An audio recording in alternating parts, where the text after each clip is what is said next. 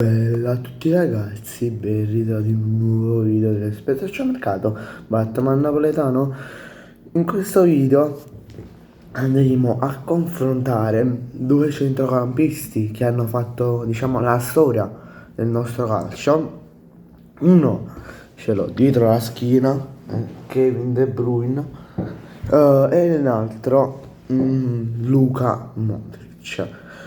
Andremo a confrontare le statistiche di questi due giocatori dalla stagione 21-22 alla stagione 25-26 in corso. Allora, scusate per il cambio di postazione, ma me la spusto un attimo perché non mi veniva la connessione.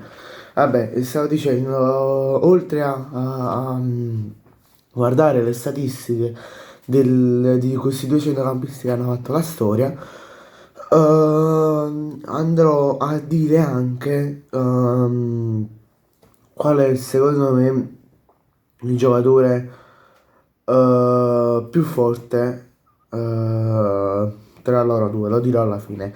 Allora, partiamo subito da Kevin De Bruyne, centrocampista che ha giocato nel Wolfsburg, nel Manchester City e tuttora nel Napoli, però dalla 21-22 già stava al City. Vabbè. Allora, nella stagione 21-22 ha totalizzato 30 presenze, 15 gol e 8 assist. Nella stagione 22-23 ha totalizzato 32 presenze con 7 gol e 16 assist. Poi nella stagione 23-24 ha totalizzato 18 presenze e 4 gol e 10 assist. Poi nella stagione 24-25 ha totalizzato 28 presenze, 4 gol e 7 assist. Poi in questo avvio di stagione Kevin De Bruyne ha totalizzato col Napoli 8 presenze e 4 gol. Al momento non ci sono progressi dal lato di gol e assist perché tuttora è infortunato, dovrebbe recuperare per febbraio. Ora andiamo a vedere le statistiche di Luka Modric, che come vi ho detto già all'inizio ha giocato nel Milan e nel Real Madrid. Nella sua carriera ha giocato anche per il Tottenham. Allora, nella 21-22 ha totalizzato 57 presenze, 5 gol e 2 assist. 22-23 ha totalizzato 52 gol, scusate, 52 presenze, 9 gol e 4 assist. Nella 23-24 ha totalizzato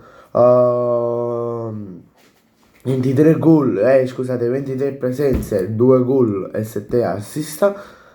Poi nella 24-25 non mi dà dati, non mi dà dati precisi, mi dice solo ha giocato regolarmente nel Real Madrid nelle varie competizioni. Dati completi non disponibili, ma confermato come titolare.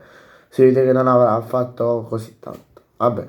E invece questa stagione, questa avvio di stagione con la Milan ha totalizzato 14 presenze, poi un gol e 2 assist. Ora vi dico un attimo delle curiosità su entrambi i giocatori. Allora, continuiamo con Modric e poi facciamo con De Bruyne. Allora, Modric continua ad essere una presenza regolare in squadre di alto livello anche dopo i 37 anni, con contributi in termini di gol e assist più bassi rispetto ai primi anni di carriera, ma con grande controllo del gioco e precisione di passaggi completati oltre il 90% in Serie A in questa stagione. Invece De Bruyne ha avuto stagioni molto produttive nelle ultime 4 annate, con gol e assist importanti in Premier League, confermandosi tra i migliori centrocampisti offensivi d'Europa. Il suo contributo in Serie A con il Napoli è iniziato bene in termini di gol, ma con 0 assist finora per infortunio nella stagione 25-26. Poi dico anche il mio parere, secondo me, non perché gioca nel Napoli e quant'altro, ma secondo me De Bruyne è molto più forte. Poi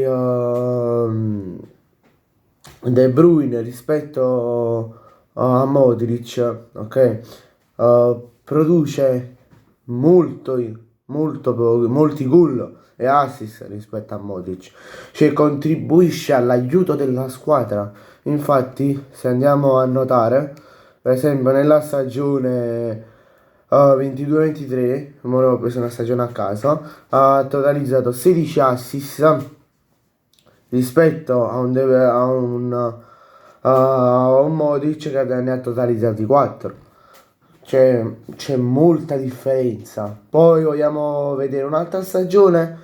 Prendiamo la stagione 21-22, dove Modric ha segnato ha totalizzato 2 assist. Invece, ehm, invece De Bruyne ne ha totalizzati 8 di assist. E capiamo che sia in termini di gol che sempre nella 21-22 col City ne ha fatti solo 15 in una stagione e 8 assist, contribuisce molto alla vittoria di trofei, all'aiuto della squadra, a far girare la squadra rispetto a un Modric che certo come De Bruyne ha dei passaggi, fa dei passaggi molto belli, ma contribuisce poco all'aiuto della squadra in termini di gol e assist. Bene ragazzi, grazie a tutti per la visione, ci vediamo in un prossimo video, mi raccomando lasciate un bel like e iscrivetevi al canale, ciao!